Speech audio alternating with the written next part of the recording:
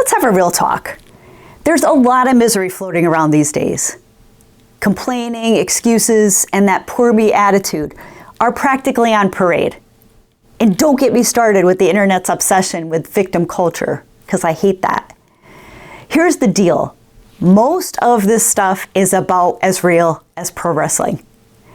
Entertaining? Sure. Authentic? Not even close. This is what I call a fake epidemic. This manufactured mental illness is spreading faster than the latest TikTok video. Suddenly, everybody seems to be an expert on how you should look, how you should feel, about depression, about anxiety, about stress, about hopelessness. But let's get blunt.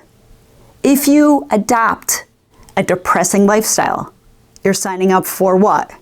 Surprise, depression. The same goes for anxiety. Surround yourself with chaos, and guess what? Your life becomes chaos. The big secret here is that you're the one that's in control. Let me flip the script a little bit for you. You are in charge of the inputs that are into your life. You're in charge of the music you listen to, the people you hang around with, the content you consume, even your daily habits. So if you're binge watching, apocalyptic dramas, you're scrolling on negative news feeds, and maybe you're spending hours in a pity party group, which is easy to get sucked into, you're marinating your brain in all of this negativity. So here's a statistic that might make you sit up straight. People who regularly consume negative news, just negative news, are 27% more likely to report symptoms of anxiety and depression. And that's according to the Journal of Behavioral Science. Here are 5 steps to not be miserable and to maybe take that step to be a different person in 2025. The first step is audit your inputs. Be relentless about what goes into your brain. Replace those endless doom scrolling with uplifting podcasts or with books. You're going to also want to move your body.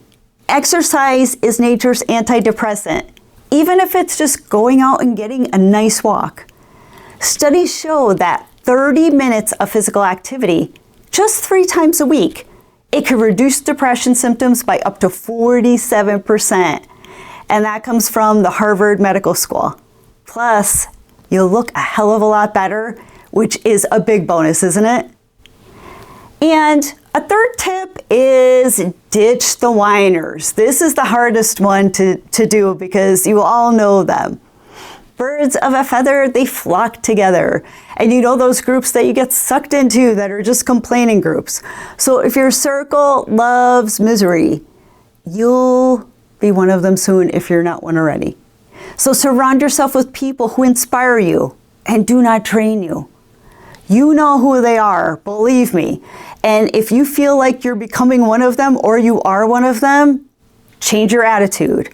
For how tempting it is to get in that group and to complain and get out all your frustrations, it's hurting you more than it's helping you. A fourth tip is let's practice gratitude, and I speak a lot about this, but it really is a help because it puts you in that positive mindset. Did you know that writing down even just 3 things that you're grateful for each day, it could boost your happiness by more than 25%? It's simple math, people. And I'm sure if you do it with someone that you love, like your spouse or your partner, your boyfriend, your girlfriend, it will have even greater impact. And a 5th tip is focusing on action. Feeling stuck? Do something. Even small wins like organizing your desk or getting out for a walk. It builds momentum. Action kills stagnation each and every time. If you stay in a state of curling up on the couch and just moving into that victim mentality, you will stay there. And it's a deep, deep hole to get out of. I'm sure many of you have been there and you can agree with me. But it's like being an alcoholic. Sometimes our misery is comfortable for some strange reason, right? But you need to get uncomfortable. Do something about it and stop the victim game. Only you can do that.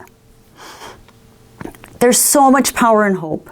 You've probably heard the phrase, "this too shall pass." And it's true. 1 year from now, you'll either look back and thank yourself for making better choices, or you'll curse yourself for staying stuck. And you're going to be right where you are today. So what's it going to be?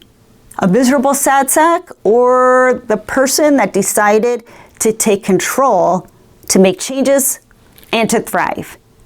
So the choice is really yours. And hey, if you need a little accountability, I'm here to cheer you on. So let's leave that fake misery for the soap operas and create a life that you're excited to wake up to every day. So here's to a better you, starting today. Not January 1st, but today. So forward this to someone who needs a real kick in the pants, or needs to hear it, or needs to stop being that victim and start acting like someone who wants to take action for their future. So, because let's face it, we all know at least one of those people. If you found this content valuable, please consider subscribing, and I will see you on the next video.